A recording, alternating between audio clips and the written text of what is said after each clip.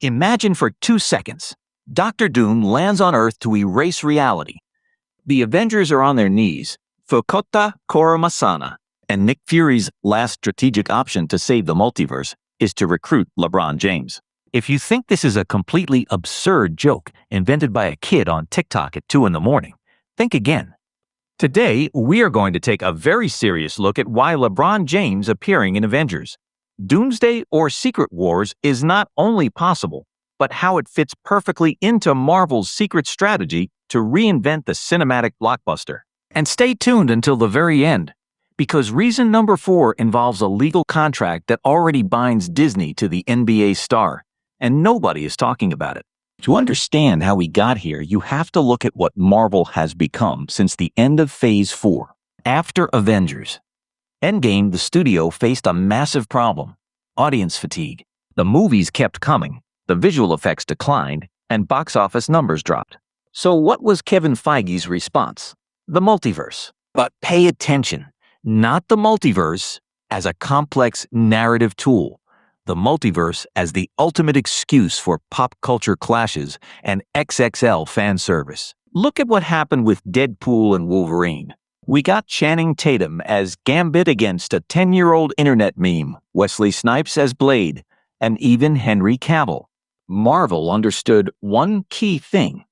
Today, what gets people into theaters and generates billions of views on social media is no longer deep 20-movie story arcs. It's impossible cameos. It's those moments where the audience holds their head in disbelief, screaming in the theater because they can't believe what they're seeing on screen. And that's where LeBron James enters the frame.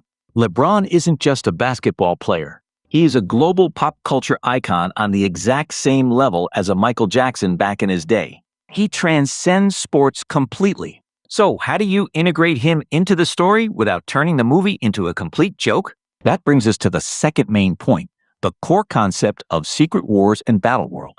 In the comics, Battleworld is a planet made up of fragments from totally different universes, crafted by Dr. Doom. In this place, all realities coexist simultaneously. You have Avengers dinosaurs, Western versions of heroes, and fighters from alternate dimensions. Replacing an obscure variant with LeBron James playing himself, or a superpowered version of himself from Earth 616, fits 100% within the rules of the multiverse established by Marvel.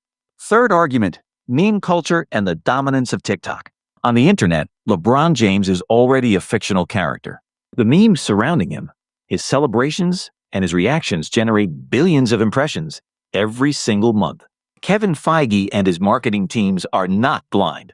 They know full well that Gen Z consumes cinema through short clips, edits, and virality. A 3-second cameo of LeBron pulling off a cosmic dunk on one of Dr. Doom's henchmen would create the single biggest viral event in cinema history. We're talking about hundreds of millions of dollars in free marketing within 2 hours on X and TikTok. And now we come to the heaviest point, the financial and business partnerships. LeBron James owns his own production company, Spring Hill Company, and he already collaborates at the highest level with industry giants, especially Disney. Don't forget that Disney owns ESPN, the network broadcasting the biggest NBA games. The crossover between the Disney empire and LeBron James is already absolute. On top of that, LeBron proved with Space Jam, a new legacy, that he has zero issue lending his image to an ultra-commercial fictional universe to play himself in an alternate dimension. The bridge is already built, the lawyers know each other, and the financial interests are perfectly aligned. Picture this scene in the movie. Dr. Doom, played by Robert Downey Jr., gathers the most powerful warriors across the multiverse to crush the last survivors. The camera pans across the ranks of a cosmic army, and right in the middle of armored warriors, the lens zooms in on LeBron James, wearing a Lakers jersey or golden battle armor, ready for war. 2 lines of dialogue, a wink to the camera, a devastating visual impact. It doesn't ruin the overall plot if handled as a quick cameo, but it turns the movie into an instant global event. Marvel is no longer just trying to make regular superhero movies. They are trying to trigger pop culture earthquakes. And pairing the return of Robert Downey Jr. as the ultimate villain with an appearance by the biggest star in modern sports is the exact formula for a 2020s blockbuster. So, what do you think? Ultimate marketing genius or proof that Marvel is ready to destroy its universe for clout? Let me know your thoughts in the comments. Tell me what superpower you would give him, and subscribe so you don't miss any upcoming theories.